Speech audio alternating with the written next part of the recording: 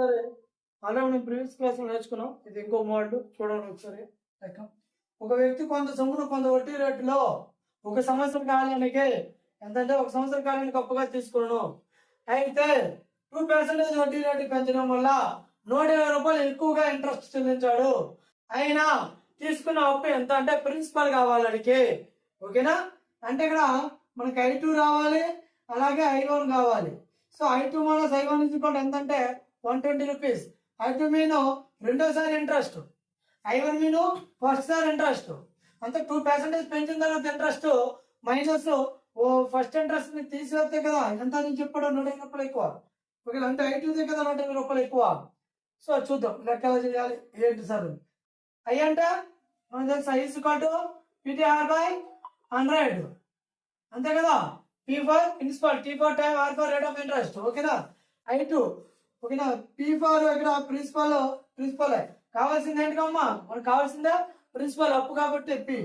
So T అంటే ఎంత అన్నాడు, ఒక సంవత్సర కాలానికి అంటే 1 year కి. R అంటే I2 లో R ఎంత అవుతుంది, 2% పెంచాడు అన్నాడు అంటే R + 2 కదా. సో బై 100 కదా. మైనస్ P1 I1 కంటే P × 1 × rate of interest star కదా by 100. That is equal to 100. ఇక్కడ 100కి 100 కలిసి ఏమవుతుంది 100 అవుతుంది. ఇక్కడ ఏమైంది P × R + 2 కదా మైనస్ PR కదా. దట్ ఈస్ ఈక్వల్ టు 120 కదమ్మా. సో ఇక్కడ భాగాహారంలో ఉన్నటువంటి 100 అటు ఎంత ఏమవుతుంది గుణించబడుతుంది. సో అంటే P × R. సో ఓకే, ఇక్కడ P ఉంది, ఇక్కడ P ఉంది. P కామన్ తీసేద్దాం. P కామన్ తీస్తే ఏమైంది R + 2 - R. That is equal to 120 plus okay 120 × 100. ఓకేనా. సో ఎంతది 12,000. సో ఈ ప్లస్ ఆర్కి మైనస్ ఆర్ పోయింది అనుకోండి, ఏమైంది ఇక్కడ 2 × P ఏమవుతుంది 2P. 2P ఎంత వచ్చిందమ్మా మనకంటే 1200 వచ్చిందండి. 2P వాల్యూ ఎంత వచ్చింది 1200. P = 1200/2. 2 1s 2 6 అంటే మనకి ప్రిన్సిపల్ P వాల్యూ ఎంత వచ్చిందంటే 6000 వచ్చింది. P వాల్యూ ఎంత 6000. ఓకేనా. చూడండి మరి ఒకసారి. ఏం లేదు ఇక్కడ ఏంటి సార్ ఇక్కడ 2 సార్లు వడ్డీ ఇచ్చాడు అంటే మీరు టెన్షన్ పడాల్సింది. సో లెక్క ఏమి ఇచ్చాడో ఫస్ట్ ఆఫ్ ఆల్ చూసుకోండి. లెక్క ఏమి ఇచ్చాడో చూసుకుంటే మనకి ఆన్సర్ సింపుల్ గానే వచ్చేది. ఒక వ్యక్తి కొంత సొమ్ముని కొంత వడ్డీ రేటులో ఒక సంవత్సరం కాలం అప్పుగా తీసుకోండి. అదొక ప్రిన్సిపల్ కావాలి. 2% వడ్డీ రేటు పెంచాడు. ఆ వాల్యూ ఎంత పెంచాడు 2% పెంచడం వల్ల 120 రూపాయలు ఎక్కువ చెల్లించేటట్టు ఎప్పుడు రెండోసారి ఇంట్రెస్ట్. సో అది I2 అనుకుందాం, దీన్ని I1 అనుకుందాం. సో I2 మైనస్ I1 చేస్తే కదా 120 రూపాయలు ఇష్టం ఉండేది తెలుస్తుంది మనకి. ఓకే, సో వాల్యూ సబ్స్టిట్యూట్ చేస్తాం. ఓకేనా, ఇది ఒకటి. ఓకే, ఆల్రెడీ ఇదంతా కూడా మనము థియరీ పద్ధతిలో చెప్పుకున్నాం. ఇదే కాంపిటేటివ్కి ఎంత లెక్క చేయడానికి ఎంత టైం పడుతుంది, నిమిషం దాటిపోద్ది. నేను మీకు ముందే ఏం చెప్పాను 30 seconds to 1 minute లో లెక్క చేయిస్తానని చెప్పానా లేదా. సో అలాగే చేద్దాం చూడండి ఒక్కసారి. అలాగే కన్నారు పని చూడండి. సో ఏమి లేదు కింద ఏం లేదు. 2% వడ్డీ రేటు పెంచడం వల్ల 120 రూపాయలు ఎక్కువ అన్నాడు. అంటే ఈ 2% వాల్యూ 120 రూపాయలే కదా. 2% వడ్డీ రేటు పెంచడం వల్ల 120 రూపాయలు ఎక్కువ అయింది వడ్డీ. అంటే ఈ 2% వాల్యూ 120 రూపాయలే కదా. సో వాడికి ఏం కావాలి, తీసుకున్న అప్పు కావాలి. అప్పుడు ఎంత అనుకుందాం 100 అనుకుందాం. అందుకే ప్రిన్సిపల్ అనేది కావాలి. ప్రిన్సిపల్ ఎప్పుడు కూడా 100 కదా. సో 100 పడిన అయిపోయాక ట్యాక్స్ = 120 × 100/2. 2 ఒకట్లా ఓకేనా 250. ట్యాక్స్ = 6000. సింపుల్. ఏం లే 2% అంటే ఇక 2% పెంచడం వల్ల వడ్డీ రేటు పెంచడం వల్ల ఇక్కడ 120 రూపాయలు పెరిగింది. ఓకేనా. సో అంటే ఈ 2% వాల్యూ 120 రూపాయలు. వాడికి ఏం కావాలి, ప్రిన్సిపల్ కావాలి అడిగేది. ప్రిన్సిపల్ అంటే 100 ఎలా తీసుకుంటాం 100% వాల్యూ ఎంత అయితే సింపుల్. ఓకే, అది మన ఛానల్. అందుకే ఛానల్ని తొందరగా సబ్స్క్రైబ్ చేసుకోండి. ఇలాంటి షార్ట్ కట్స్ మరి కొంచెం నేర్చుకుందాం. చూడమా ఒకసారి లెక్క ఎంత చూద్దాం. ఒక వ్యక్తి తీసుకున్న అప్పు ప్రతి 5 సంవత్సరాలకి రెట్టింపు అయినా వడ్డీ రేటు ఎంత అన్నాడు. వడ్డీ రేటు అంటే ఏం కావాలి వాడికి R వాల్యూ కావాలి. సో ఇక్కడ మెయిన్ కీ పాయింట్ ఏంటంటే ఏంటి కీ పాయింట్. కీ పాయింట్ ఏంటి చెప్పనా? I is equal to P అంటే interest equal to principal. I is equal to P interest equal to principal. Time తెలుసు, టైం ఎంత ఇచ్చాడో మనకి ఇక్కడ 5 years ఇచ్చాడు. ఇప్పుడు ఏం కావాలి? ఆర్ కావాలి. ఓకేనా? ఆర్ అంటే 100/, పీటీఏ కదా, 100/, పీటీ. పీటీ అంటే పీటీ వస్తారు అనుకోదు కదా, ప్రిన్సిపల్ టైం. ఓకేనా? సో 100 ఐ అంటే ఏమని చెప్పాను? ఐ అంటే ప్రిన్సిపల్ కదా, I into P, 100 into P, PK P. Time value ఎంత? 5 years. సబ్స్టిట్యూట్ చేసినమే. ఓకేనా? ఈ పి ఎక్కడ ఉన్న పీకి ఈ పీకి పోతుంది అంటే ఆ ప్రిన్సిపల్ ఈ ప్రిన్సిపల్ పోయింది అనుకోండి.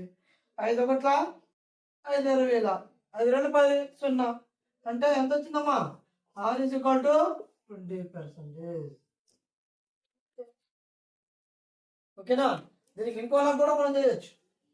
చూడండి ఒకసారి, ఏం లేదు, TR is equal to 100 into x minus 1. Time and rate of interest equal to 100 into. Sir ఇక్కడ x అంటే ఏంటి సార్ అంటే హౌ మనీ రెట్లు, డబల్స్. ఓకేనా? How many doubles. ఓకేనా? ఎన్నిసార్లు దీన్ని రెట్టింపు చేస్తాం అనేది x వాల్యూ. ఓకేనా? ఓకే, టీ అంటే ఏం చెప్తున్నాను? టైము. మనకు కావాల్సింది ఏమి? 6 ఇంటూ 100. ఎక్స్ అంటే ఎంత? రెట్టింపు అంటే 2 ఇక్కడ -1. సో 100 రెండో అడిగితే 1 6 బై ఇంటూ 5 ఇంటూ 5 వేస్తే డివైడెడ్ అవుద్ది. 5 ఒకట్ల 5 2 10, 0. 6 వేలు ఎంత వచ్చిందండి? 20%. మన ఇష్టం, యాజ్ అవర్ చాయిస్. ఏది మీకు కంఫర్టబుల్ ఉంటే ఆ విధంగా మనం చేసుకోవచ్చు. Okay, that's all. చూడడం ఒకసారి ఏమి చేయాలి, చాలా జాగ్రత్తగా. ఆల్రెడీ మనకి గ్రూప్ డి, రైల్వే గ్రూప్ డిలో ఇచ్చిన లెక్క చాలా జాగ్రత్త చూసుకోండి ఒకసారి. లెక్క మాత్రం కన్ఫ్యూజన్లాగా ఉంటుంది. షార్ట్ కట్ చెప్తాను, షార్ట్ కట్లో కూడా కొంచెం తికమకలాగా ఉంటుంది, చాలా ఈజీ. చూద్దాం, అలా అక్కడికి వెళ్దాం. ఒక వ్యక్తి తీసుకున్న అప్పు, ఎవరండి? ఒక వ్యక్తి తీసుకున్న అప్పు ప్రతి 5 సంవత్సరాలకి రెట్టింపు అయిపోతాడండి. ప్రతి 5 సంవత్సరాలకి ఏమవుద్ది? రెట్టింపు అంటే డబుల్ అవుద్ది. ఓకేనా? అయినా 15 సంవత్సరాలలో అంటే 15 years, ఆఫ్టర్ 15 yearsకి హౌ మచ్ డబల్స్ అంటే ఎన్ని రెట్లు అగును అన్నాడు. ఏం లేదు, మీకు ఇప్పుడు ఒక సూత్రం చెప్పి నేను చెప్పాను. TR is equal to 100 into x minus 1 అనేసి. ఓకేనా? చూడమ్మా, టిఆర్ ఈజ్ ఈక్వల్ టు మీకు ఫార్ములా కదా, TR is equal to 100 into x minus 1. ఇక్కడ టీ అంటే ఏం చెప్పాను? టైం. ఒక్క విషయం గుర్తుంచుకోండి, ఈ ఫార్ములాలో మనకి రేట్ ఆఫ్ ఇంట్రెస్ట్ కావాలంటే ఆర్ ఉంచుతాం. ఓకేనా? టైం వాల్యూ కావాలంటే టైం ఉంచుతాం. టైం ఇక్కడ వేసుకున్నాం. సో ఆర్ వాల్యూ నాకు కావాలి కాబట్టి, సో టీ టీ వాల్యూ ఎంత ఇచ్చానమ్మా? 5 సంవత్సరాలు. 5 into R is equal to 100 into రెట్టింపులా అంటే 1 - 1 కదా, సారీ 2 - 1 కదా. So R is equal to రెండో వాడు తీస్తే ఒకటి, ఒక 100లో 100/5. ఆర్ ఇస్ ఈక్వల్ టు ఎంత వచ్చిందమ్మా? 5 ఒకట్ల 5 20,000. ఆర్ ఇస్ ఈక్వల్ టు ఎంత వచ్చిందమ్మా? 20% వచ్చింది. మాకు ఆర్ వాల్యూ వచ్చింది కదా. వాడు ఏమడిగాడు? అయినా 15 సంవత్సరాలలో ఎన్ని రెట్లు అగును, హౌ మచ్ టైమ్స్. ఓకేనా? 15 సంవత్సరాలలో ఎన్ని రెట్లు అగును. సో చూడండి, మళ్ళీ అదే ఫార్ములా వేస్తాం. TR is equal to 100 into x minus 1. ఓకేనా? సో ఇప్పుడు నాకు టైమ్స్ ఎన్నిసార్లు అంటే ఎన్ని రెట్లు, ఎన్నిసార్లు అది రెట్టింపు అయింది అనేది కావాలి. సో ఇక్కడ దీని నుంచి వస్తాను, తీస్తే ఆర్ వాల్యూ ఎంత వేస్తానంటే 20%. 20 100. ఓకేనా? ఎక్స్ అంటే 100 2 - 1 కదా, 1. సో చూడమ్మా, టీ ఈజ్ ఈక్వల్ టు రెండులో అడిగితే ఒకటి అంటే 100/20 అవుతాం. 0 0 2 1 2 5. ఓకేనా? ఎన్నిసార్లు? 5 వచ్చింది. కానీ మీకు ఏం చెప్పాను? స్టార్టింగ్లో ఎక్స్ ఈక్వల్ అంటే ఎట్లా చెప్పానా లేదా అంటే ఇక్కడ ఫైనల్ ఆన్సర్కి వచ్చేసరికి ఏం చేయాలంటే ఎన్ని టైమ్స్ అయితే వచ్చిందో దాంట్లో నుండి ఒకటి తీయాలి. సో ఫైనల్గా టీ వాల్యూ ఏమవుతుందంటే 5 - 1 = 4 అంటే 4 రెట్లు అవుతుంది. ఓకే, ఎన్ని రెట్లు అవుతుందండి? 4 రెట్లు అవుతుంది. సో దీనికే సింపుల్గా ఫార్ములా కూడా చూడండి. ఏం లేదండి, 5 సంవత్సరాలకి ఓకేనా, 5 సంవత్సరాలకి రెట్టింపు అవుతున్నాను అన్నాడు. 5 సంవత్సరాలకి రెట్టింపు అన్నాడు అంటే 5 ఇయర్స్కి ఒకసారి రెట్టింపు అవుతుందండి. మరి 15 సంవత్సరాలకి ఎన్నిసార్లు అవుతుంది? ఎక్స్ అయితే ఎక్స్ ఈజ్ ఈక్వల్ టు 15/3 ఇంటి ఒకటి ఉంటుంది కదా, 3 ఒకట్ల 3 5ల ఎక్స్ ఈజ్ ఈక్వల్ టు ఎంత వచ్చిందంటే 5 వచ్చింది. సో ఏం చేయాలి ఇప్పుడు? 5 - 1 చేసుకోవాలని చెప్పాను మీకు ముందే. ఎక్స్ వాల్యూ ఎంత వచ్చింది? 4 అంటే 4 రెట్లు అయిపోయి సింపుల్గా. ఓకేనా? రెట్లు వచ్చిన దగ్గర ఎప్పుడు కూడా ఏం చేయాలి? -1 చేసుకోవాలి. అది మాత్రం గుర్తించుకోండి. అది గుర్తించుకుంటే మనం చాలు. ఓకేనా? ఎక్స్ వాల్యూ ఎంత? 4. చూడండి ఫ్రెండ్స్, అలాగా చూస్తూ ఉండండి. మరొక బాంబు లాంటి లెక్క. ఓకేనా? మనం ఎందుకే మరొక బాంబు లాంటి లెక్క వస్తుంది. మీరు ఇంతవరకు కూడా అందరికీ I=PR/100 మనం వేస్తున్న ఫార్ములా కూడా I=PR/100 మీద చేస్తాం. కానీ ఇప్పుడు డిఫరెంట్ లాజిక్ అంటే లెక్కలో ఐని దగ్గర తీసుకోవాలి, పీని దగ్గర తీసుకోవాలి, టీని దగ్గర తీసుకోవాలి, ఆర్ దగ్గర తీసుకోవాలి అనే లాజిక్ థింక్ చేసి లెక్కలు చేయాలి. సో మనకు మెయిన్ కాంపిటేటివ్ సైడ్ వచ్చేవి కూడా ఇలాంటి లెక్కలే. అందుకే వీటి మీదే మనం కాన్సన్ట్రేషన్ పెడదాం. ఒకసారి చూడండి, ఒక వ్యక్తి తీసుకున్న అప్పుపై 5 సంవత్సరాల కాలంలో, ఓకేనా, ఒక వ్యక్తి తీసుకున్న అప్పుపై 5 సంవత్సరాల కాలంలో 3/10వ వంతు ఎంతంటే 3/10వ వంతు వడ్డీ కలదండి. వడ్డీ మీన్స్ ఇంట్రెస్ట్ అయినా వడ్డీ రేట్ అడిగాడండి. అడిగి అంటే చూడము R=100I/PT అంతే కదా. మరి మాకేంది సార్? టీ అంటే 5 సంవత్సరాలు సార్ తెలుసు, అయ్యవ్వలేదు. వడ్డీ కళ్ళని ఏదో బిల్లం ఇచ్చారు. సో ప్రిన్సిపల్ ఇచ్చారా అంటే ఇది ఎక్కడ ప్రిన్సిపల్ కనబడట్లేదు. మరి ఎలా సార్ చేయాలి? అదే లాజిక్ ఇక్కడ. ఆ లాజిక్ ఏమి ఇచ్చాడో కూడా చూద్దాం. ఇది పాయింట్ మనకు కావాలి ఇక్కడ. 3/10వ వంతు చూసుకున్నామా? 3/10వ వంతు వడ్డీ కళ్ళంట. అంటే 10 రూపాయలు ప్రిన్సిపల్గా ఇస్తే 3 రూపాయలు వడ్డీ అయ్యిందంట. అర్థమైందా లేదా? 10 రూపాయలు ప్రిన్సిపల్గా ఇస్తే 3 రూపాయలు వడ్డీ అయిందంట. అంటే అక్కడ ఆన్సర్ ఏమంటే వచ్చిందా లేదా? వడ్డీ ఎంత వచ్చినట్లయితే 3, మరి ప్రిన్సిపల్ ఎంత వచ్చిందైతే 10, టీ ఎంత అయితే 5 లెక్క అయితే అంతే కదా. క్యాల్కతం చదువుతాం మందుకం.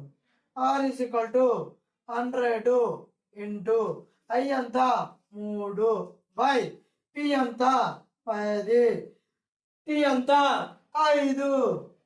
ఓకేనా? ఈ 0కి 0 పోద్దాం. R=100 ఇంటూ 3/10 ఇంటూ 5 కదా. సో ఏ వాల్యూ ఆ వాల్యూ వేసుకోండి. 0కే 0 తగ్గొట్టుకుంటాం.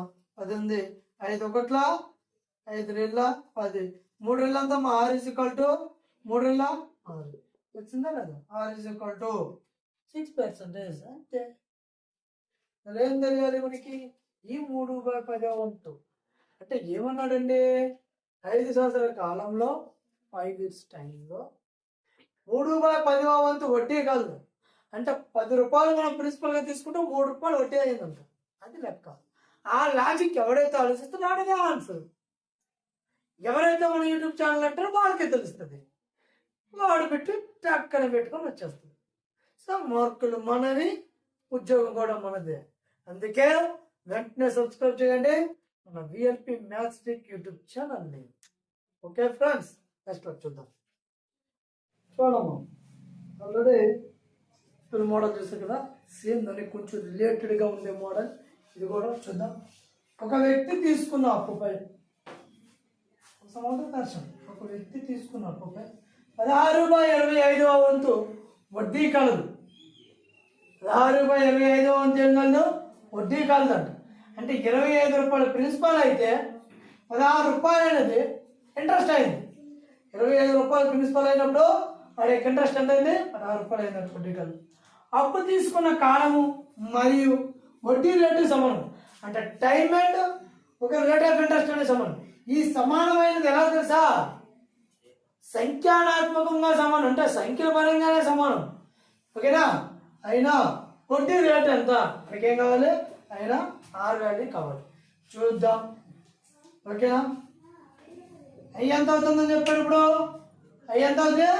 16. సో పి ఎంత అవుతుంది? 25. మనకేం తెలుసు? R is equal to T is equal to X అనుకుందాం దీన్ని. సో ఇది sir time and rate of interest R equal అని చెప్పేసి ఇక్కడ మెన్షన్ చేశాను. So R is equal T is equal to X అనుకుందాం. ఇప్పుడు ఏం కావాలి మనకి? వడ్డీ రేటే కావాలి. R is equal to 100i/TR, sorry PT. ఓకేనా? సో 100 ఇంటూ ఐ వాల్యూ ఎంత చెప్పినాడా? 16 బై పి వాల్యూ ఎంత? 25. ఇక్కడ ఆర్ వాల్యూ ఎంత చెప్పుకున్నాం? ఎక్స్. ఇక్కడ టీ వాల్యూ ఎంత చెప్పుకున్నాం? ఎక్స్. ఓకేనా? 25 ఒకట్లా 25 4లో ఎక్స్ ఇంటూ ఎక్స్. ఇట్లా భాగాహారంలో ఉంది కదమ్మా. ఈ భాగాహారంలో ఒకటి వస్తే ఏమవుతుంది? గుణించబడుతుంది. అంటే అప్పుడు ఏమవుతుంది? ఎక్స్ ఇంటూ ఎక్స్ అవుతుంది. ఎక్స్ ఇంటూ ఎక్స్ వాల్యూ ఏమవుతుంది? X square. 16 4 ఎంత? 64. మనకేం కావాలి? ఎక్స్ వాల్యూ కావాలి. X is equal to root over of 64. అంటే X is equal to root over of ఏమవుతుంది? ఎంత? 64. 8 స్క్వేర్. స్క్వేర్కి రూట్ పోతే ఎక్స్ ఇస్ ఈక్వల్ టు 8%. ఓకేనా? సో వచ్చిందా లేదు? ఇంతే. దీనికే ఇంకొక సింపుల్గా లాజిక్ చెప్తాను చూసుకోండి. ఇక్కడ ఏం కావాలంటే ఓకే ఆర్ కావాలి.